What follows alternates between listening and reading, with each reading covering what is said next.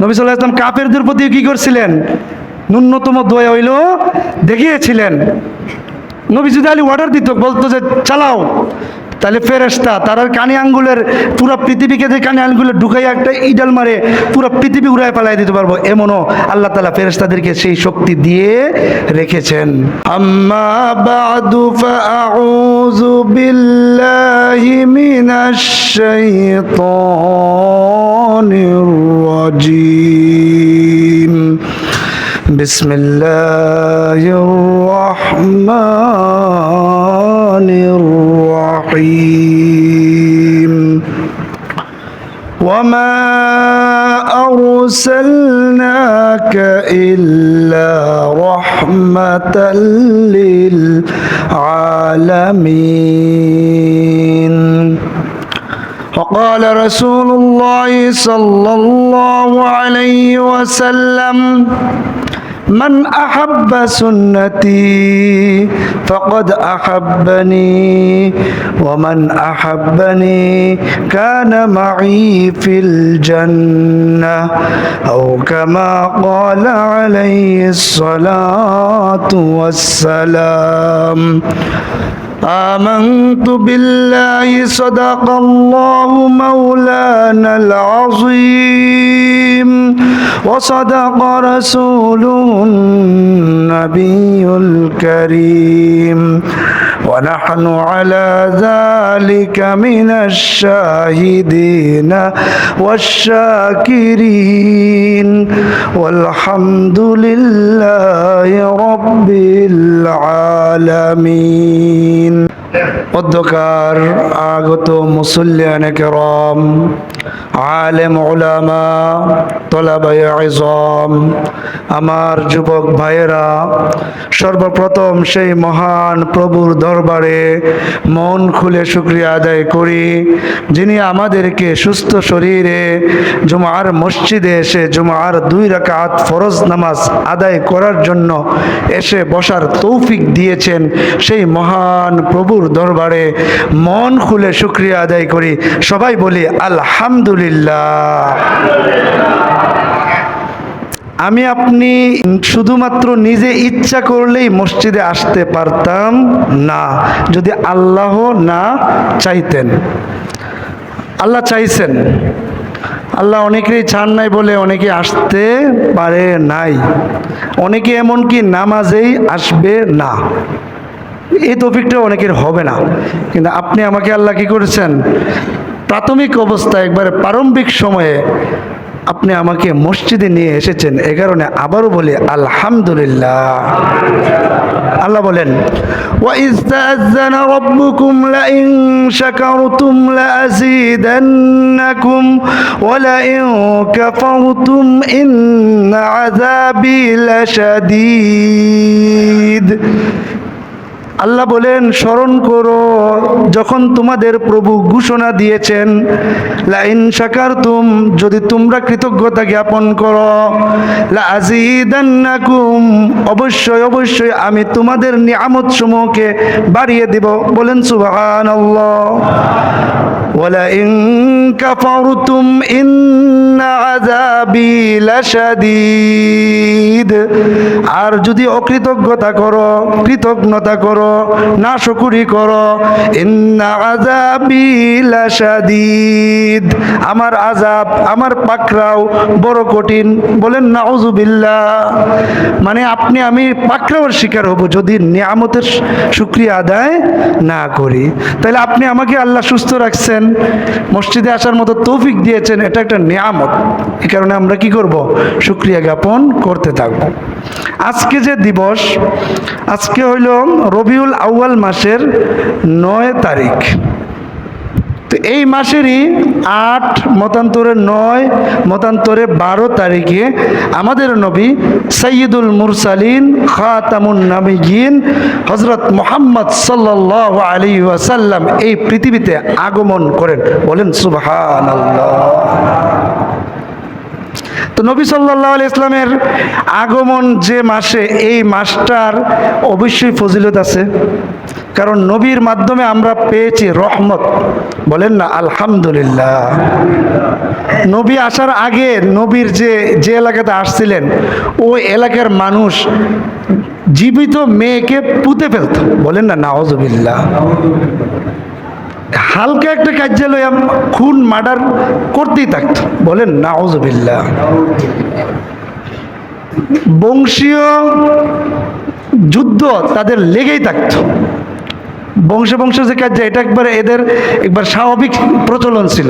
সেই কাজ্জা ফাসাদ, সেই খুন রাহাজানি হত্যাকাণ্ডকে নবী সাল্লাল্লাহু আলাইহি ওয়াসাল্লাম আসার পর সব বন্ধ করে দিয়েছিলেন। বলেন আলহামদুলিল্লাহ। তো নবী আমাদের জন্য কি ছিলেন? রহমত স্বরূপ ছিলেন। তিনি আমাদের জন্য রহমত স্বরূপ ছিলেন। আল্লাহ বলেন, ওয়ামা আরসালনাকা ইল্লা রাহমাতাল লিল আলামিন।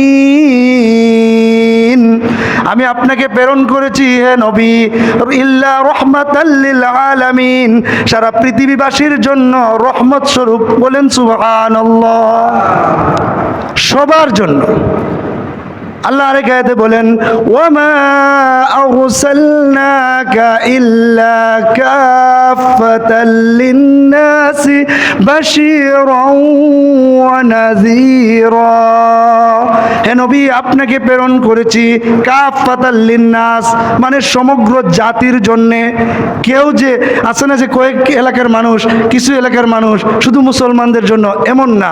সমগ্র জাতির জন্য আপনাকে আমি প্রেরণ করেছি বাশীরাও ওয়া নাযীরা, সুসংবাদদাতা হিসাবে এবং ভীতি প্রদর্শনকারী হিসাবে। বলেন সুবহানাল্লাহ। আল্লাহ আরেক আয়াতে বলেন, কুল ইয়া আইয়ুহান নাসু ইন্নী রাসূলুল্লাহি ইলাইকুম জামিআ। আল্লাহ বলেন, কুল, হে নবী আপনি বলে দিন, ইয়া আইয়ুহান নাস, হে মানুষ সকল, ইন্নী, নিশ্চয় আমি, রাসূলুল্লাহ, আল্লাহর রাসূল, ইলাইকুম জামিআ, তোমাদের সকলের কাছে। বলেন সুবহানাল্লাহ।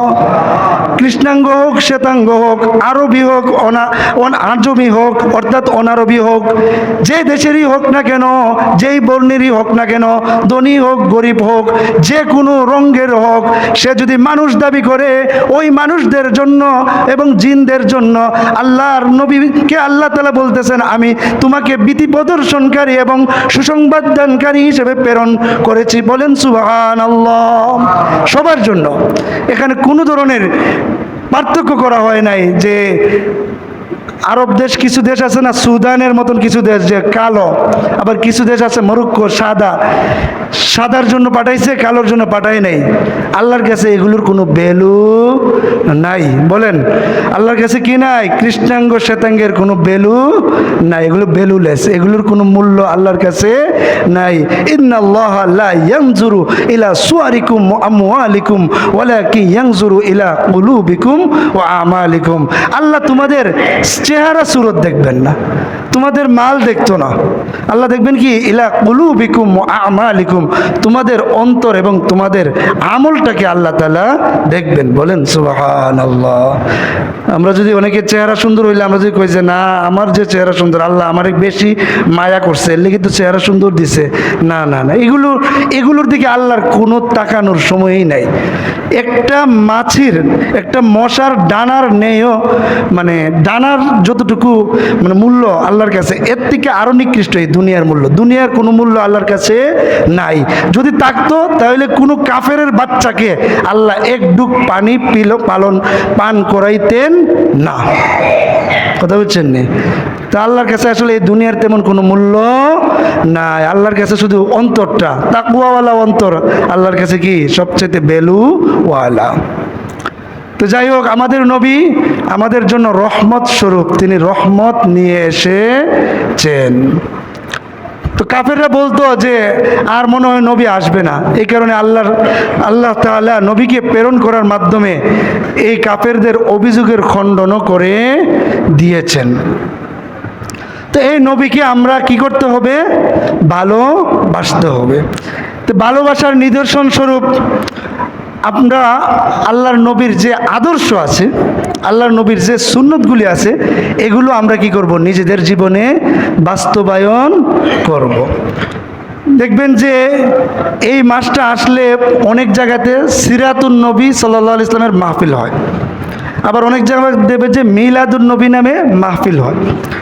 যাই হোক, যেভাবেই হোক, এই মাসে নবী সাল্লাল্লাহু আলাইহি ইসলামের জীবনী নিয়ে দেদারসে আলোচনা হইতে থাকে। এটা হইলে সৌভাগ্যের মাস, বলেন আলহামদুলিল্লাহ। হোক মিলাদুন নবীর মাহফিল, হোক সিরাতুন নবীর মাহফিল, নবীর জীবনী তো আলোচনা হচ্ছে, এটাই হইল সর্বশ্রেষ্ঠ ঘটনা বলি, বলেন না সুবহানাল্লাহ। নবীর জীবনে আলোচনা হবে আর এখানে মাহফিলে মানুষ আসবে, এর থেকে তো আর বড় কোনো মাহফিল হতে পারে না। তো এই নবী আমাদের জন্য আদর্শ স্বরূপ ছিলেন, এখনো আছেন। আল্লাহ বলেন, লাকাদ কানা লাকুম ফি রাসূলিল্লাহি উসওয়াতুন হাসানাতুন লিমান কানা ইয়ারজুল্লাহ ওয়াল ইয়াউমাল আখির ওয়া যাকারাল্লাহা কাসীরা। আল্লাহ বলেন, লাকাদ কানা লাকুম ফি রাসূলিল্লাহি উসওয়াতুন হাসানা, তোমাদের জন্য রয়েছে রাসূলের মধ্যে উসওয়ায়ে হাসানা, উত্তম আদর্শ। বলেন সুবহানাল্লাহ। নবী যেভাবে চলে গেছেন এভাবে আমাদেরকে কি করতে হবে? চলাফেরা করতে হবে।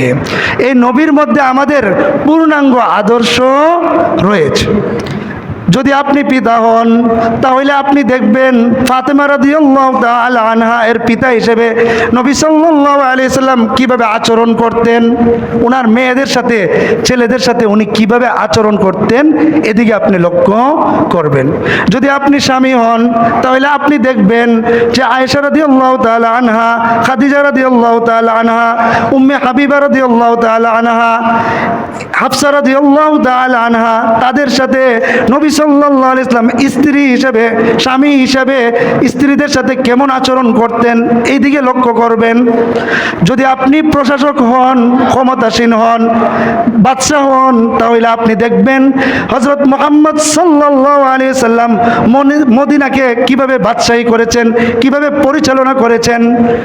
আর যদি আপনি মজদুর হন, মজদুর মানে কাজ কারনেওয়ালা, আপনি যদি মানুষের বাড়িতে কাজ কারনেওয়ালা হন, তাহলে আপনি দেখবেন নবীর ওই ঘটনাকে, নবী সাল্লাল্লাহু আলাইহি সাল্লাম নবুয়ত পাওয়ার আগে তিনি মক্কার মানুষদের যে ছাগল আছে এগুলোকে তিনি পাহাড়ের পাদদেশে চড়াইতেন। বলেন সুবহানাল্লাহ। নবী সাল্লাল্লাহু আলাইহি ইসলাম কিন্তু রাখাল ছিলেন, তিনি ছিলেন, নবী সাল্লাল্লাহু আলাইহি ইসলাম ছাগলকে চড়াইতেন। আল্লাহ তাআলা কি করছেন? ছাগল চড়ানোর মাধ্যমে তিনাকে শিক্ষা দিয়েছেন যে এই জাতি কিন্তু, এই উম্মত, আপনার উম্মত কিন্তু আপনার কথা শুনবে না, আপনাকে কষ্ট দিবে। এ কারণে ছাগল চড়ানোর মাধ্যমে আগে কি ছিলেন, মানে একটু ওনাকে মানে অভ্যস্ত করছে নাকি, যে মানুষের পাগলামি করলেও তুমি কি করো না, রাগ করো না। আপনি দেখবেন যে যারা রাগ বেশি এদেরকে ছাগল চড়াইতে দিবেন, দেখবেন সোজা হয়ে যাবে। ছাগলটা আপনার যতই কোন সামনে আসবে, ছাগল আসে সামনে, ছাগলটা কিন্তু এত সহজে আনা যায় না। এদিক দিয়ে আসতে করলে আইব ঠিকই, কিন্তু একটু হইলেও টানতে হইব। ছাগল চড়াইয়া নবী সাল্লাল্লাহু আলাইহি ইসলামকে কি করছেন? আল্লাহ তাআলা অভ্যস্ত করাইছেন যে এই জাতিকে কি করতে হবে, আপনি তো বড় একটা জাতিকে আপনার দিক নির্দেশনা দিতে হবে।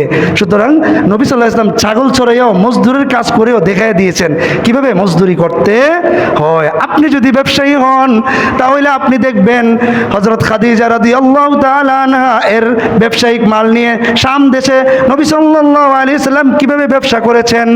নবী সাল্লাল্লাহু আলাইহি সাল্লাম ব্যবসা করেছিলেন কার মাল নিয়ে? খাদিজা রাদিয়াল্লাহু তাআলা আনহা এর মাল সম্পদ নিয়ে তিনি শাম দেশে গিয়েছিলেন, গিয়ে প্রচুর ব্যবসা করেছিলেন, মানে এত লাভ হয়েছিল হিসাবের বাইরে।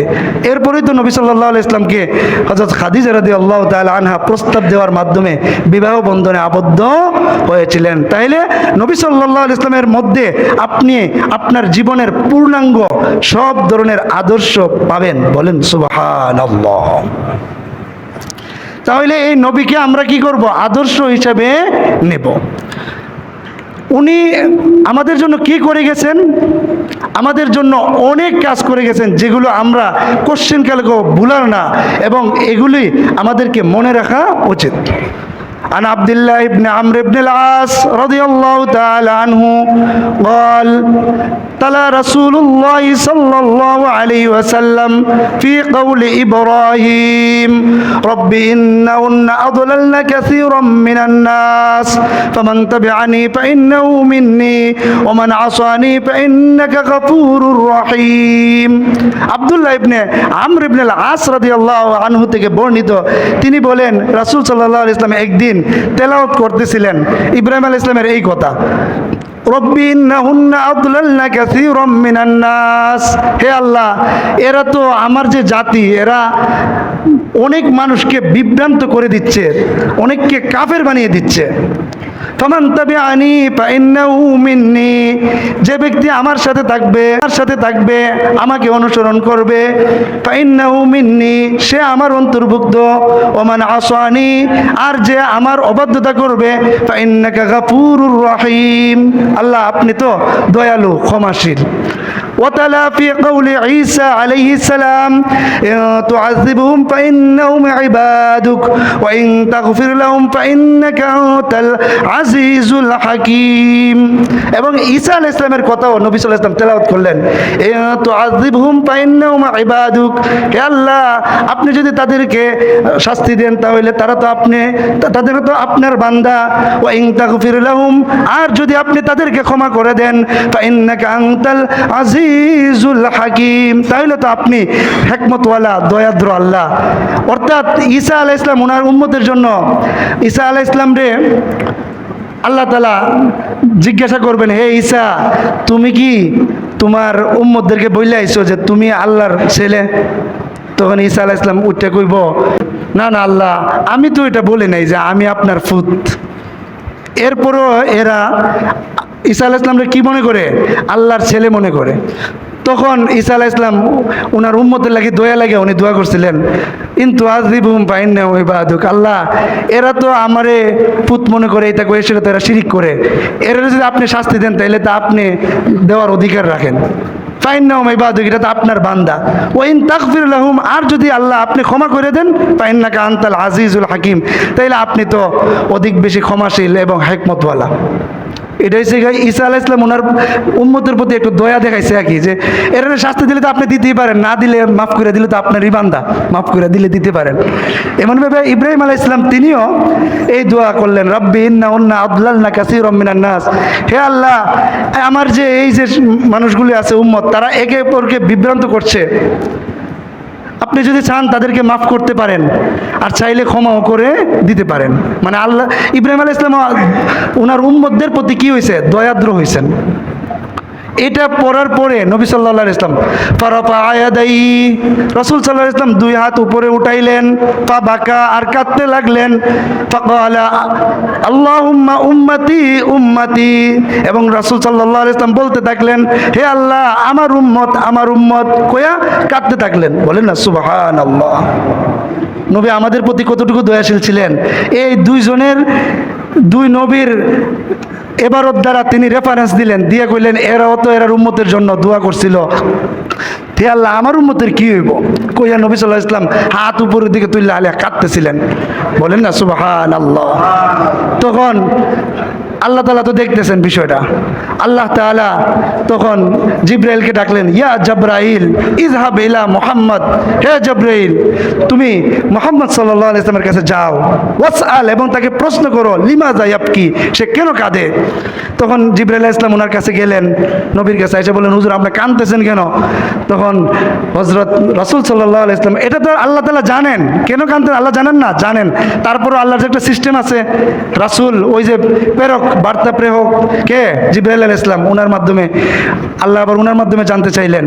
তো উনি গিয়া আল্লাহকে বললেন যে আল্লাহ, যে আপনার নবী তো ওনার উম্মতের জন্য কাঁদতেছে। বলেন না সুবহানাল্লাহ। তখন জিবরাইল আলাইহিস সালামকে আল্লাহ তাআলা বললেন, ওয়াজহাব ইলা মুহাম্মদ, তুমি আবার মুহাম্মদের কাছে চলে যাও এবং গিয়ে বলো, ইন্না সানুরদিকা ওয়ালা নাসুকা ফি উম্মতিকা, হে নবী আপনাকে আমি আপনার উম্মতের ব্যাপারে খুশি করে দেব, আপনাকে কষ্ট দেব না। বলেন না সুবহানাল্লাহ। আমাদের নবী আমাদের জন্য কি করতেছিলেন? দুই হাত তুল্লা কাঁদতেছিলেন, সেই নবীর প্রতি আপনি আমার ভালোবাসা থাকবে না? অবশ্যই ভালোবাসা থাকতে হবে। যে নবী আমাদের জন্য তিনি কাঁদতে গেছিলেন, তিনি উহুদের ময়দানে দুইটা দাঁতকে শহীদ করে দিয়েছিলেন, তিনি অনেক রক্ত জড়াই দিয়েছিলেন আমাদের জন্য। সেই নবীর প্রতি আমাদের কি থাকতে হবে? মন থেকে ভালোবাসা থাকতে হবে। তো আপনি আমি রাসূল সাল্লাল্লাহু আলাইহি ইসলামকে ভালোবাসতে হবে।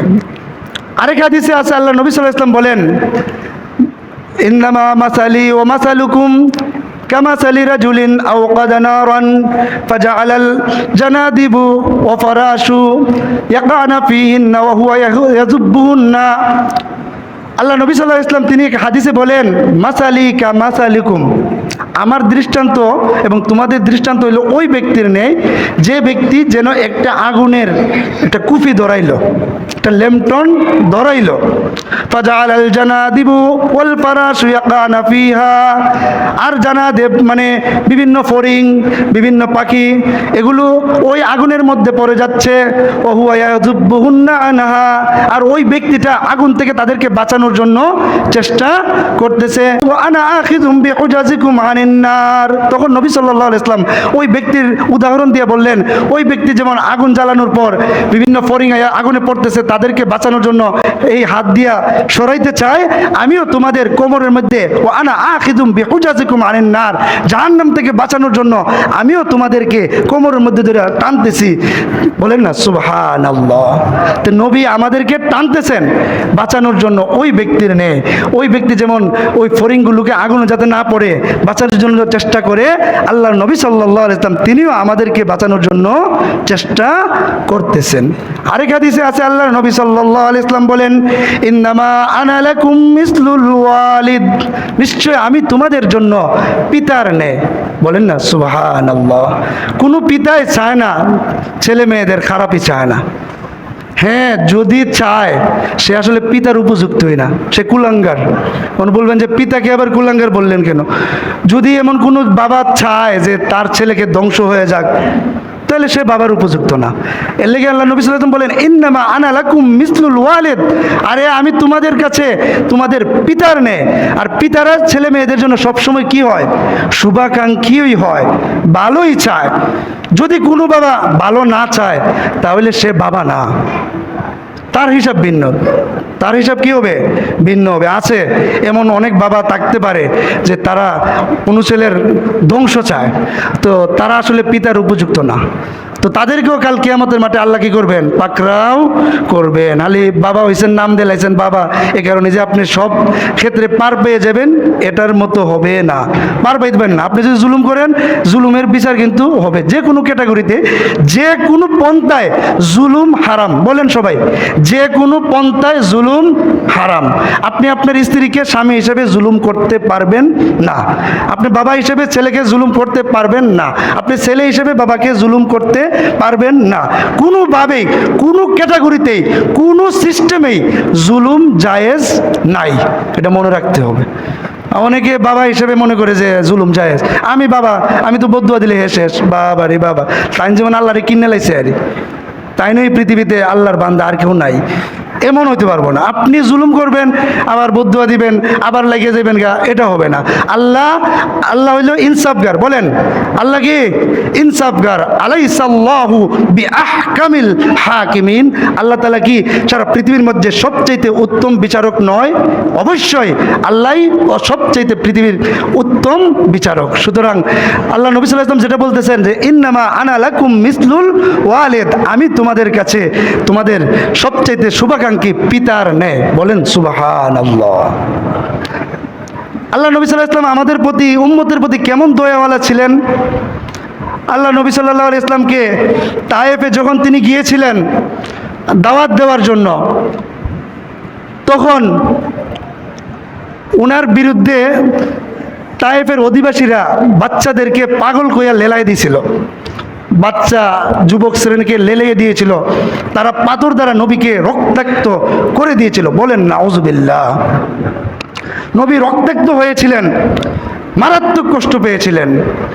সেই কষ্ট পাওয়া অবস্থায়, রানিং কষ্ট চলতেছে, ওই অবস্থায় মালাকুল জিবাল, পাহাড়ের ফেরেশতা নবীর কাছে আসলেন। জিবরাইল ইসলামে নিয়ে আসছেন পাহাড়ের ফেরেশতাকে। আইনা নবীকে বলতেছেন, নবী পাহাড়ের ফেরেশতা আইছে, আপনি যদি আদেশ দেন তাহলে দুইটা পাহাড় আছে না ওহুদের বা ওই যে তায়েফের দুই পাশে দুই পাহাড় আছে, দুইটা পাহাড় দিয়া এই পাটিরে একটা চাপ দিয়ে দিমু, সব ধ্বংস হয়ে যাবে। আমাদের মতন আমরা যদি হইতাম বা আমাদের মতন মানুষ হইতো, এরা তো সুযোগই খুঁজে, আমরা সুযোগ খুঁজি না। আমরা কই যে আরে পুলিশে দিয়ে আমারে কইতেছে আমার সাথে থাকবো, গুলি করব, তাহলে আমরা কইতাম যে লাগাই দেয় গুলি। কিন্তু নবী সাল্লাল্লাহু আলাইহি ইসলাম কি করলেন?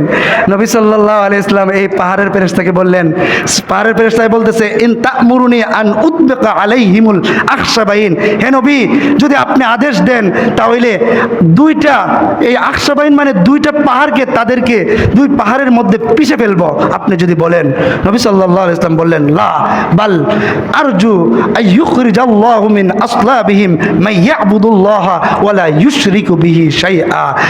নবী সাল্লাল্লাহু আলাইহি ইসলাম এত কষ্টের মধ্যেও তিনি বললেন যে লা লা, কখনো না, বাল বরং আরজু, আমি চাই, আইয়ুখরিজাল্লাহু মিন আসলাবিহিম, আল্লাহ তাআলা তাদের বংশধর থেকে এমন মানুষকে বের করে দিবেন যারা মান ইয়াবুদুল্লাহ, যারা আল্লাহর ইবাদত বন্দেগী করবে, ওয়া লা ইউশরিকু বিহি শাইআ, আল্লাহর সাথে তারা কখনো শরীক করবে না। বলেন না সুবহানাল্লাহ।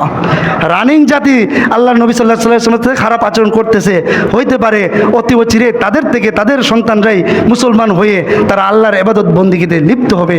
এ কারণে আমি তাদেরকে হত্যা করতে নির্দেশ দিচ্ছি না। বলেন না জোরে সোরে সুবহানাল্লাহ।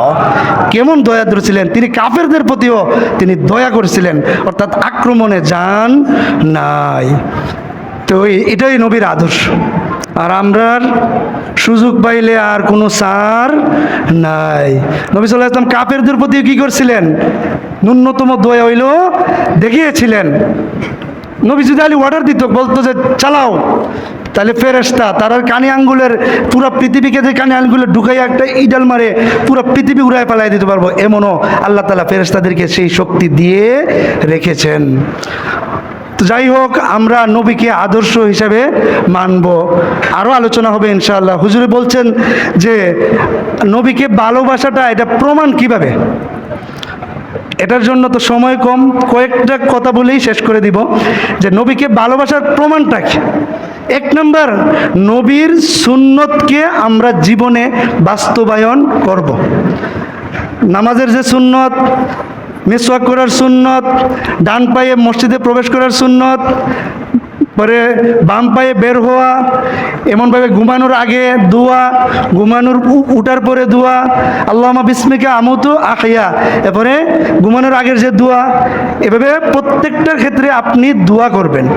অজুর আগে দোয়া করবেন, অজুর পরে কিতাব পড়বেন, আশহাদু আল্লা ইলাহা ইল্লাল্লাহ, এমনভাবে প্রত্যেকটা ক্ষেত্রে ক্ষেত্রে প্রতিটা পদে পদে আপনি আপনার জীবনে সুন্নত বাস্তবায়ন করবেন। সবচেয়ে ছোট্ট একটা সুন্নত এটা বাস্তবায়ন করবেন, আর সেওয়াকু মাতহারাতুন লিল পাম ওয়া মারদাতুন লির রব। সেওয়াক মানে মিসওয়াক, এটাই হচ্ছে আপনার মুখেরও পবিত্রতা এবং রবেরও সন্তুষ্টির কারণ। বলেন সুবহানাল্লাহ। তাইলে আমরা কি করব? আজকে থেকে সুন্নত পালন করব, এর মধ্যে মিসওয়াকটা করব। অনেকের দাঁত দেখবেন যে একবারে পচা যাইতেছে গা, উনি ব্রাশও করে না, মিসওয়াক করে না। ভাই আপনার যদি ব্রাশের টাকা না দেয়, ব্রাশ দরকার নেই, নাই করলেন, কিন্তু আপনি মিসওয়াক কিনবেন, অথবা মিসওয়াক সিটকি ডালা আছে না, ওই সিটকি গাছের ডালা আছে আমাদের মাদ্রাসার সামনেই, একটা সিটকি ডালা ভাঙ্গিয়া সুন্দর করে আপনি মিসওয়াক করবেন। তাইলে আপনার মুখেরও পবিত্রতা হবে, পাশাপাশি আপনার কি হবে? রবেরও সন্তুষ্টির কারণ হবে। এটাই হলো নবীকে ভালোবাসার নিদর্শন। এক। দুই নাম্বার, সাহাবায়ে কেরামকে ভালোবাসবেন।